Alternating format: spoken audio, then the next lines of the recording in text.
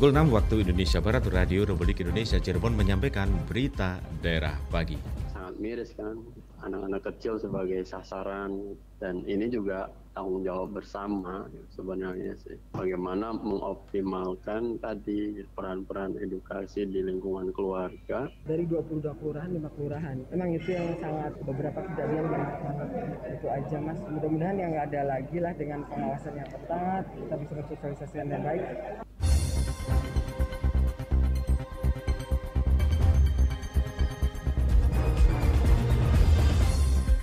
Pendengar, sebelum kami hantarkan keseluruhan berita, kami hantarkan terlebih dahulu sehari berita di antaranya. Anak-anak saat ini menjadi sasaran empuk bagi para bandar narkoba. 5 kelurahan di kota Cirebon ditetapkan sebagai pilot project program bersih narkoba. Bersama saya Bian Alwansah, inilah berita daerah pagi selengkapnya.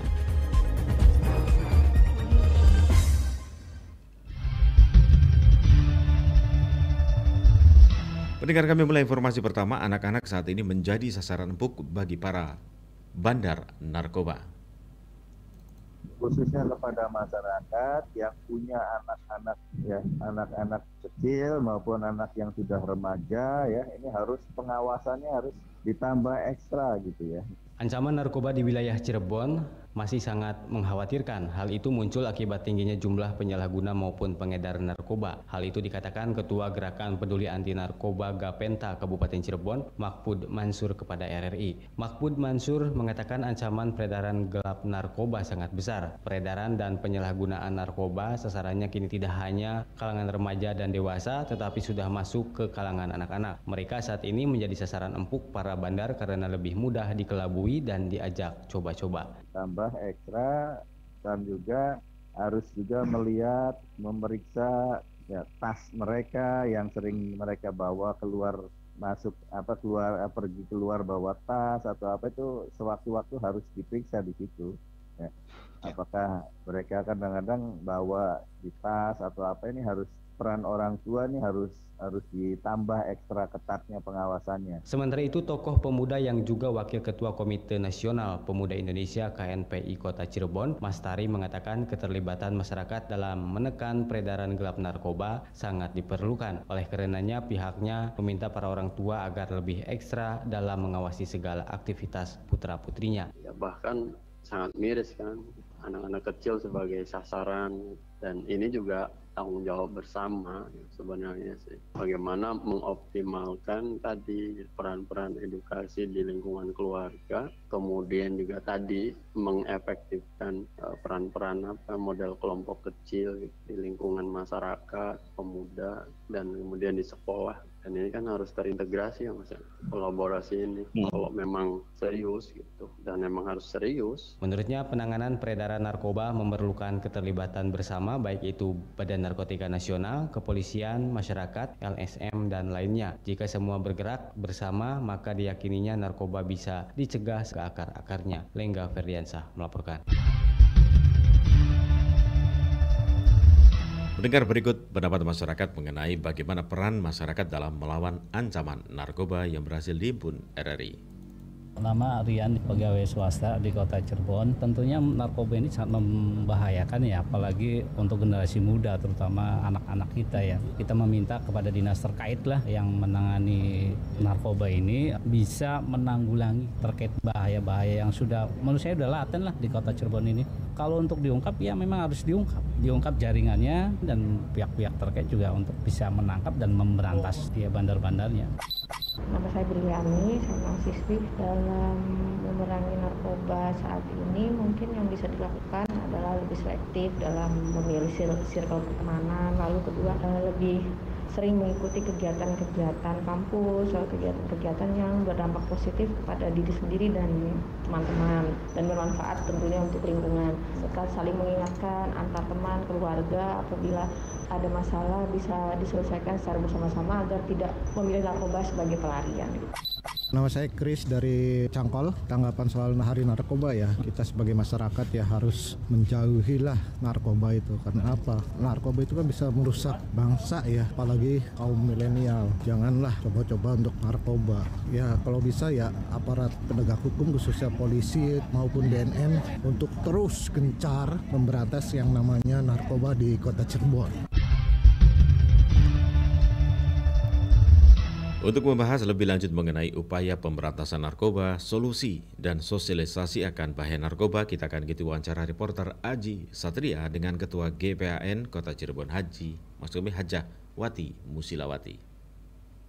Ibu Hajah Wati Musilawati selaku Ketua GPAN Kota Cirebon, bagaimana Bu menanggapi tentang Hari Anti Narkoba Internasional Ibu? Terima kasih Mas Aji untuk Hari Anti Narkoba Internasional tahun ini, di mana memang masih diliputi suasana yang memang belum membaik ya, khususnya untuk Kota Cirebon. Ya, sehingga kami dari GPAN tetap melakukan kegiatan-kegiatan yang mendukung pemerintah untuk memberantas narkoba yang beredar di Kota Cirebon. Khususnya kami melakukan supporting terhadap kegiatan-kegiatan yang dilakukan oleh Polres, juga kegiatan yang dilakukan oleh ormas-ormas yang bergerak di bidang anti narkoba. Menurut Ibu sendiri nih Bu, bagaimana sih Bu bahaya narkoba ini, dan sekarang kan apalagi mengincar para generasi penerus bangsa nih Bu, para pelajar nih Bu. Seperti apa sih Bu? Khususnya untuk kalau GPAN sendiri itu kan menyisir kepada keluarga ya dan pelajar dari segi pencegahan, terutama memberikan satu kegiatan edukasi yang bekerja sama dengan Bapas ya, di mana kita memberikan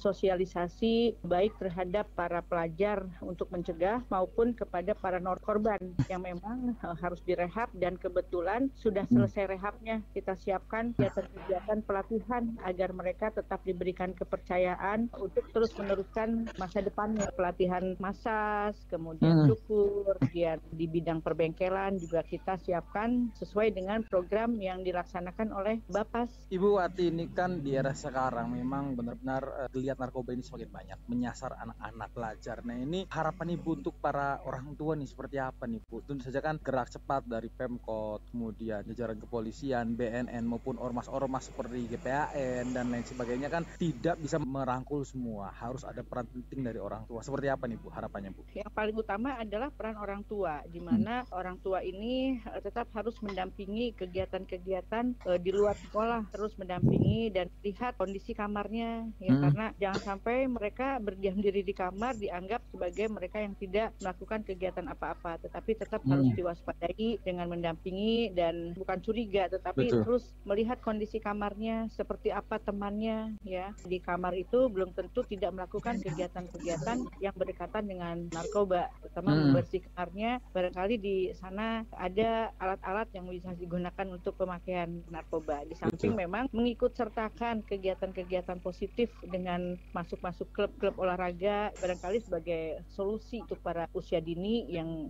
bertindak sebagai pelajar. Berarti penyaluran lebih ke arah yang positif seperti olahraga ya Bu ya? Iya, olahraga dan kegiatan-kegiatan positif lainnya banyak sekali sih sebenarnya untuk para pelajar, ikut kegiatan-kegiatan yang memang disiapkan oleh baik pemerintah maupun yang sekarang udah mulai ada pihak-pihak swasta juga menyelenggarakan kegiatan-kegiatan tersebut. Sosialisasi ke beberapa sekolah Bu, seperti yang dilakukan elemen masyarakat lain terkait bahaya narkoba, bagaimana Bu? Ya kita coba, tetapi tetap disesuaikan karena kondisi sekolah kan juga belum boleh, belum bisa melakukan kerumunan yang panjang ya, baru difokuskan untuk kegiatan belajar. Tapi kegiatan-kegiatan ekstrakurikuler lainnya belum maksimal, tetapi kita sudah upayakan melakukan komunikasi agar sosialisasi tentang bahaya narkoba tetap bisa dilakukan dengan kunjungan kita ke sekolah-sekolah tersebut, dan ini sudah difasilitasi oleh salah satu yang adalah dengan Polres. Bu, terakhir Bu, harapan dari GPAN untuk penanganan pemberantasan narkoba, pencegahan narkoba kepada pemerintah Kota Cirebon dan pemerintah daerah lain serta polisian dan BNN, seperti apa nih Bu harapannya nih Bu? Harapan kami agar diberikan ruang untuk bisa memberikan sosialisasi, pemahaman dan juga masukan untuk fasilitas yang memang disiapkan oleh para pecandu agar bisa diberikan fasilitas rehab dengan fasilitas fasilitas yang layak sehingga para pecandu itu benar-benar bisa sesuai harapan, bisa sembuh setelah direhab. Jangan sampai suasana rehab membuat mereka menjadi trauma dan tidak mau direhab hanya karena fasilitas yang kurang layak. Kira-kira seperti itu, Mas Aji. Baik, Ibu Hajahwati selaku Ketua GPN Kota Cirebon, terima kasih Bu. Sama-sama Mas Aji, terima kasih sekali. Momentum Hari Anti Narkoba Momentum Hari Anti Narkotika Internasional tahun 2022 BNNK Kuningan kukuhkan 38 desa bersinar. Kita tolak dari Kabupaten Kuningan ini jangan sampai ada lagi penyalahgunaan narkotika. Karena Kabupaten Kuningan ini diam-diam juga bagaikan air tenang menghanyutkan. Peringatan Hari Anti Narkotika Internasional HANI 2022, Badan Narkotika Nasional BNN Kabupaten Kuningan mengukuhkan 38 desa yang tersebar di 32 kecamatan menjadi desa bersih narkotika atau bersinar. AKBP Yaya berharap desa-desa tersebut dapat menjadi percontohan di sekitarnya dalam hal pencegahan dan penanggulangan bahaya narkotika. Selain itu, pihaknya pun menggelar berbagai rangkaian kegiatan lainnya seperti pemasangan spanduk, baligo, dan ajakan memberantas narkotika di tempat-tempat umum. Sementara untuk pasca puncak acara HANI 2022, pihaknya sudah berkoordinasi dengan pihak manajemen hotel di wilayah Kabupaten Kuningan untuk memasang tampilan video ajakan berantas narkotika pada tampilan awal televisi di kamar-kamar hotel. Puncak peringatan acara HANI 2022 sendiri digelar di Pendopo Bupati Kuningan pada Senin 27 Juni dengan mengusung tema Speed Up, Never Let Up. Narkotika khususnya untuk yang di Kabupaten Kuningan sendiri bisa berkurang, bisa menurun, bahkan kalau bisa kita hilangkan. Kita tolak dari Kabupaten Kuningan ini jangan sampai ada lagi penyalahgunaan narkotika. Karena Kabupaten Kuningan ini diam-diam juga bagaikan air tenang menghanyutkan. Iya, benar. Kalau air beriak tanda dalam sudah tahu lah ya. Nah, berarti di situ ada ikan gurame gitu kan. Nah, tapi kalau air tenang menghanyutkan kita nggak tahu, mungkin ada anaconda gitu kan, atau anak apa saja gitu ada di dalam situ. Nah, ini yang perlu waspada. Inilah kita berharap dengan malam renungan ini semoga orang-orang pada sadar, orang-orang pada mengingat, dan kita berdoa kepada Allah Subhanahu wa Ta'ala agar Kuningan ini terlindungi dari bahaya narkoba. Dilanjut, kita juga pada Prahani itu ada kegiatan seni Car Free Day. Ini jatuh pada hari Minggunya. Hari Minggu itu sebetulnya hari anti narkotika. Cuma jatuh di hari Minggu, Bapak Presiden nggak bisa. Jadi kita acaranya digeser ke hari Senin, tanggal 27 puncaknya. Namun kita tidak kosongkan di hari Minggu itu, kita gabung dengan masyarakat Kuningan, dengan DPP KB P3A, dulu BKKBN, itu tempatnya di depan Masjid Syarul, Taman Kota. Ya, kita akan melaksanakan kegiatan seni ya, Car Free Day, menampilkan dari para musisi. Melalui peringatan HANI 2022, pihaknya mengajak semua untuk bersinergi bekerja cepat, kerja hebat untuk memberantas narkotika di Indonesia. Andini Rahmawati melaporkan. Sementara itu, pendengar 5 kelurahan di Kota Cirebon ditetapkan sebagai pilot project program bersih narkoba bersinar.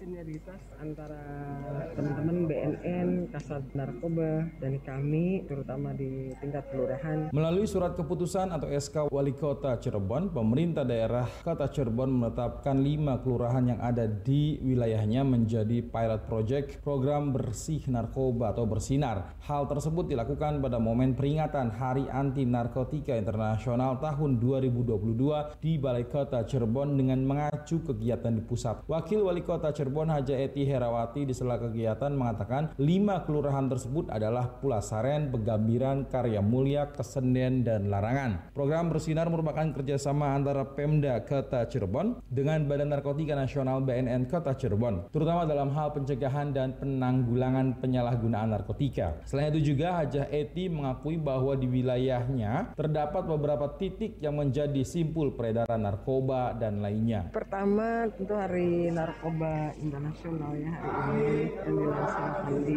Bali, dan kami menyikapi begitu target dari pemerintah pusat khususnya Pak Presiden kami pemerintah kota tentu harus siap. Makanya ini kan Desa Bersinar, kita kan adanya kelurahan. Dan Pak Wali tadi memberikan 5 SK untuk kelurahan bersinar. Sinergitas antara teman-teman BNN, Kasat Narkoba, dan kami terutama di tingkat kelurahan. Ini sosialisasi yang dilakukan. 5 kelurahan itu ada titik-titik yang memang itu titik-titik yang menjadi titik perhatian di Kota Cirebon. Dari 22 kelurahan, 5 kelurahan. Memang itu yang sangat beberapa kejadian banyak banget.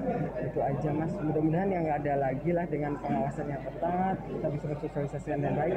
Harapan Presiden sama dengan bebas dan narkoba. Sementara itu, Kepala BNN Kota Cirebon Kombes Pol Andrian Syah optimis penetapan 5 kelurahan menjadi pilot project bersinar BNN bisa sukses dan wilayah Kota Cirebon bertahap menjadi bersih dari peredaran narkoba. Aji Satria melaporkan. Berita daerah pagi ini bisa Anda simak melalui channel YouTube kami RRI Cirebon. Jangan lupa Anda bisa like and subscribe channel YouTube RRI Cirebon pada pagi hari ini pendengar. Beralih ke berita lain, musibah kebakaran rumah milik warga bernama Ating di Desa Nusa Herang Kuningan terjadi. Dan Kepala UPT Damkar Kuningan Kadafi Mufti melalui rilis elektronik kepada media mengatakan bangunan rumah yang terbakar merupakan milik korban yang berada di Dusun Pahing Desa Nusa Herang. Korban bersama masyarakat melapor ke pihak desa dan UPT Damkar Kuningan langsung terjun ke lokasi dan sekitar 1 jam api dapat dipadamkan. Berdasarkan identifikasi penyebab kebakaran karena korsleting arus listrik di atap rumah yang menimbulkan percikan api hingga membesar. Tidak ada korban jiwa dari peristiwa kebakaran tersebut, namun kerugian ditaksir mencapai ratusan juta rupiah.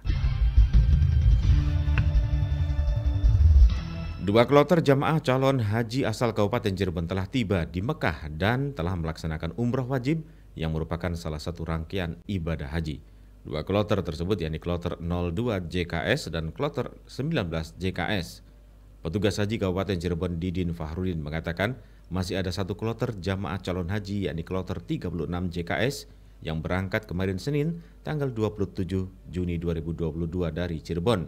Nantinya seluruh jamaah asal Cirebon akan bersama-sama melaksanakan ibadah lainnya, terutama ibadah wukuf di Padang Arafah yang akan dilaksanakan pada tanggal 9 Zulhijjah 1443 atau bertepatan pada hari Jumat tanggal 8 Juli 2022. Lebih lanjut, Didin menuturkan terdapat 2 orang dari kloter 02 JKS yang harus mendapatkan perawatan di Klinik Kesehatan Haji Indonesia dan di Rumah Sakit Arab Saudi.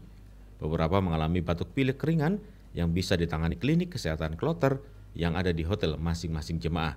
Meski begitu, secara umum kondisi kesehatan jemaah asal Kabupaten Cirebon dalam keadaan sehat. Inovasi, sikap terus belajar dan tidak takut gagal menjadi kunci sukses UMKM dapat bersaing di pasar lokal dan global.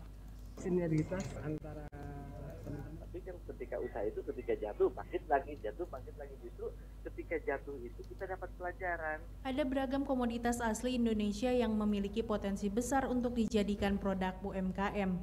Bukan hanya dapat bersaing di pasar lokal namun juga di pasar global. Salah satu komoditas tersebut adalah tempe. Tempe banyak dilirik masyarakat mancanegara karena menjadi salah satu makanan sehat. Dengan kerja keras dan inovasi yang terus-menerus, pengusaha asal Cirebon Hendra Agustira mengolah tempe menjadi keripik tempe sagu yang diekspor ke Korea Selatan bahkan hingga ke benua Eropa. Dengan niat ingin memberdayakan ibu-ibu di sekeliling rumahnya dan berkali-kali uji coba produk sejak tahun 2013, usahanya membuahkan hasil. Menurutnya, dalam usaha penting untuk terus belajar dan jangan pernah takut untuk gagal. Tapi kan ketika usaha itu ketika jatuh bangkit lagi justru ketika jatuh itu kita dapat pelajaran. Nah, pelajaran itu yang nggak bisa dibeli, pengalaman itu yang nggak bisa dibeli justru gitu. Pengalaman yang kesalahan kita tuh. Nah, nanti gimana caranya supaya kesalahan orang itu nggak kita lakukan, nggak terjadi lagi gitu. Jadi kita berusaha lebih baik dari yang sudah misalnya kegagalan kita. Lebih lanjut, Hendra Agustira mengatakan keripik tempe kebanyakan hanya tahan beberapa minggu. Dengan inovasi, keripik tempe sagu buatannya dapat bertahan hingga setahun sehingga lebih tahan lama. Produk keripik tempe sagu buatannya dapat ditemukan di minimarket dan pusat oleh-oleh di beberapa kota di Indonesia seperti Cirebon, Kuningan, Bandung, Jabodetabek, Lampung, Palembang, dan beberapa kota di Jawa Tengah dan Jawa Timur. Aura Aulia melaporkan. Hujan deras dan angin kencang di Kabupaten Cirebon kemarin mengakibatkan pohon tumbang. Tidak ada korban jiwa dalam peristiwa tersebut. Pohon jenis baujan berdiameter 70 cm, tinggi 15 meter ini menimpa tempat pembuangan sementara atau TPS sampah. Kepada media melalui rilis elektroniknya, Koordinator Lapangan Badan Penanggulangan Bencana Daerah BPBD Kabupaten Cirebon, Fauzan mengatakan peristiwa tersebut terjadi di Blok 1 RT 02 RW 04 Desa Kereo, Kecamatan Kelangenan, Kabupaten Cirebon. Atap TPS mengalami rusak ringan akibat tertimpa batang dan ranting pohon, juga akses jalan menuju Desa Selangit sedikit terganggu namun tidak ada korban luka maupun jiwa. Pihaknya menerjunkan personel untuk melakukan pemotongan batang dan ranting pohon yang menghalangi jalan desa. Ekonomi bangkit membutuhkan komitmen semua komponen termasuk keberpihakan anggaran. Pelaku ekonominya, masyarakatnya, pemerintahannya, baiknya dan segala macam, ayo kita bersama-sama meningkatkan. Melandainya kasus COVID-19 membawa dampak geliat perekonomian di daerah termasuk Kabupaten Cirebon mulai bangkit. Namun kebangkitan ekonomi itu harus juga diimbangi dengan kemampuan mengembangkan potensi daerah seperti ekonomi kreatif. Hal itu disampaikan Bupati Cirebon Haji Imron terkait bangkitnya ekonomi masyarakat saat ini. Perekonomian bisa kembali pulih bila didukung oleh seluruh komponen termasuk keberpihakan anggaran. Untuk pembangkitan ekonomi tidak dari satu segi, ya, dari berbagai segi, yaitu BI-nya, masyarakatnya, pemerintah daerahnya, dari pemerintah daerah anggarannya yang untuk bisa membackup kemajuan dari masyarakat. Jadi harus satu kesatuan seluruhnya, penggerak atau pelaku ekonominya, masyarakatnya, pemerintahannya, baiknya dan segala macam ayo kita bersama-sama meningkatkan. Jadi tidak bisa diukur oleh satu sudut saja. Kalau pertanyaan nanti yang lainnya. Jadi kita sama karena kita pemerintah, tentunya semua yang akan membangkitkan ekonomi kita akan di-backup. Pengembangan ekonomi, tambah Imron, juga membutuhkan peran pihak lain, diantaranya Bank Indonesia dan peran media yang bisa memberikan informasi kepada pemerintah daerah dan masyarakat, terutama mengenai berbagai permasalahan ekonomi, sehingga perekonomian di Kabupaten Cirebon bisa bangkit kembali. Masa pandemi belum pulih sepenuhnya, namun berbagai kegiatan budaya masyarakat dapat digelar kembali termasuk kirab budaya di Kabupaten Majalengka. Pawai kirab budaya tersebut diselenggarakan di Jalan Protokol Kabupaten Majalengka. Dalam acara itu, masing-masing OPD atau BUMD, kecamatan dan desa membuat miniatur hasil pembangunan dan potensi seni budaya serta produk unggulan daerah.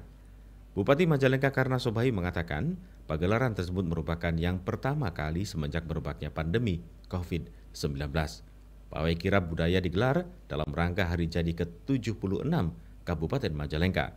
Haji Karna Sobahi berharap dengan semarak kegiatan, masyarakat dapat terhibur dan bisa membangkitkan semangat untuk terus tetap berkarya. Sementara itu, Vini Fuji, warga Kabupaten Majalengka, mengaku senang bisa melihat lagi acara ataupun kegiatan kirab yang hampir 2 tahun tidak berlangsung karena COVID-19.